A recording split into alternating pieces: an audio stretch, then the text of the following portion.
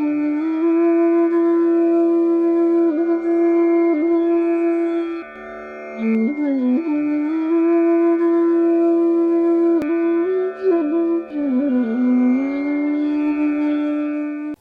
ब्रह्मचर्य के विषय में मैं ज़्यादातर मैं बोलता नहीं हूँ। साधिकाएँ होती हैं, गौर करें। पुराने साधक, मुझे याद नहीं आ रहा है यहाँ कुछ पुराने साधक, जो पुराने साधक हैं यहाँ नहीं है। मैं ब्रह्मचर्य पे बहुत ध्यान देता था, साधकों से एक ही शर्त पे कुंडली ऊर्ध करता था, 6 महीने के लिए ब्रह्मचर्य का पालन करो। अगर किसी ने मना कर दिया, मैं पूछ के आता था, पहले अपने घर में पूछ के आओ, सहयोग करने को तैयार है। अगर हाँ, हालांकि मैं नहीं पूछता था कि उसने सही कहा, गलत, हाँ ठीक है, तभी मैं कुंडली ऊर्ध करता था। और शर्त तो एक और लगाता था, खैर वो दूसरे ढंग की है। एक ऐसा व्यक्ति मिला, उसने शर्त से मानने का इनकार कर दिया। मैं ये कहता था मैं तभी मार्गदर्शन करूंगा। मेरे मार्गदर्शन का मतलब है कि तय है कि आगे जाना, आपको आगे भेजने के लिए अपनी सोच, अपनी दृष्टि को सम रखें। सम तो नहीं होती है, लेकिन जो अगर पिता है तो आजकल अपने समाज में होता है कि हमारी जो चल अचल संपत्ति होती है तो ज़्यादातर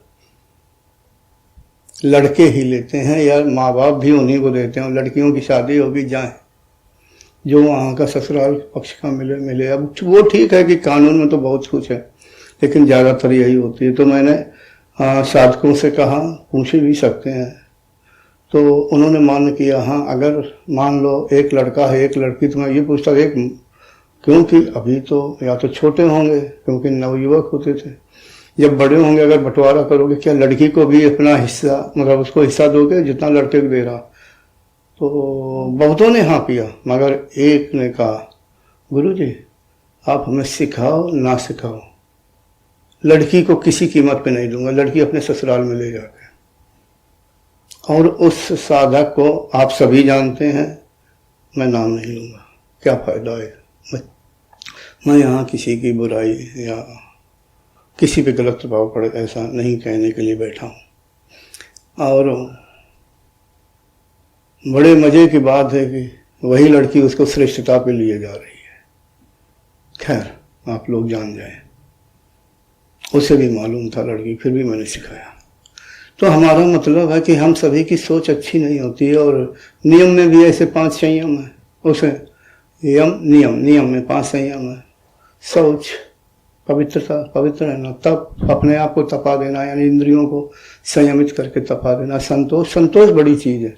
हमें संतोष नहीं होता, यानी अभ्यासी को किसी चीज़ का संतोष नहीं, चाहे संसारी जीवन हो और चाहे आध्यात्मिक हो, क्योंकि वो अपने हक से नहीं, दूसरे को देख के दुखी होता। लो, हमारा इतना बड़ा घर है, हमारी 1 मंजिल का मकान है, और देखो पड़ोसी ने 4 मंजिल का मकान बना लिया। हमारी 5 लाख की कार है, पड़ोसी के लोगों को 20 लाख की कार है। अरे भैया संतोष रखो। या हमें देखो, हम 10 साल से साधना कर रहे हैं, ये कल लड़का आया और ये इसकी साधना आगे चली गई, इसी सोच में डूबे हुए।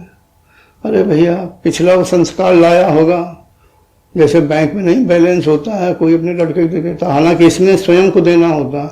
पिछले जन्म में उसका अच्छा कर्म रहा होगा, अच्छा साधक रहा होगा, तो उसकी चित्त की अवस्था के अनुसार उसे जल्दी सफलता मिल गई होगी। ऐसा आप लोगों को सोचना चाहिए। हमें एक दूसरे से ईर्ष्या नहीं करनी चाहिए, किसकी साधना आगे किसकी नहीं हुई, प्रयास करते रहना चाहिए। एक बात और बता दूं कि कुछ साधकों की साधना बड़ी जल्दी आगे जाती है, ये तो निश्चित ही है। उसका कारण है पिछला जन्म। और वर्तमान अभ्यास जरूरी नहीं कि उसने बहुत श्रेष्ठ साधना की हो, यानी बहुत ज़्यादा कठोरता से की हो। और कुछ ऐसे भी साधक को खूब साधना करते हैं, उनकी आगे नहीं बढ़ती है।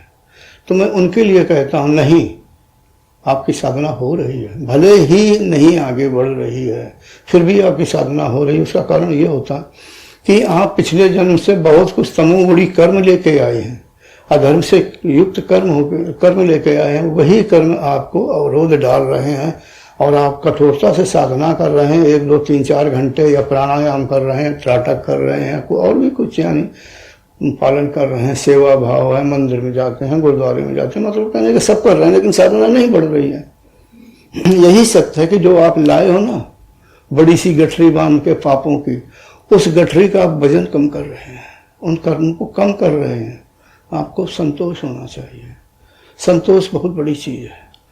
यानी एकदम से मन प्रसन्न रखो, ठीक है, आपका कर्तव्य है, बस अभ्यास करो।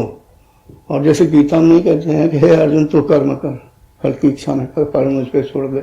वही अभ्यास करना आपका काम है।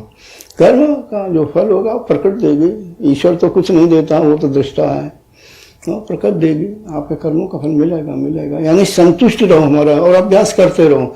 ये मत देखो कि हमारी कितनी साधना बढ़ी नहीं बढ़ी, बस आपको अभ्यास करना है कठोरता के साथ और लगे रहना है संयम पूर्वक।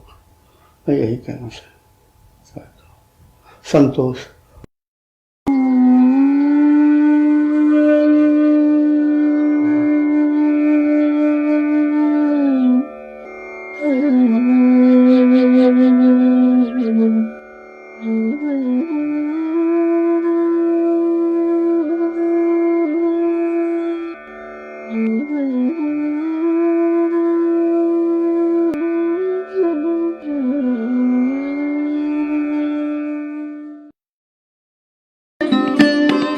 Thanks for watching.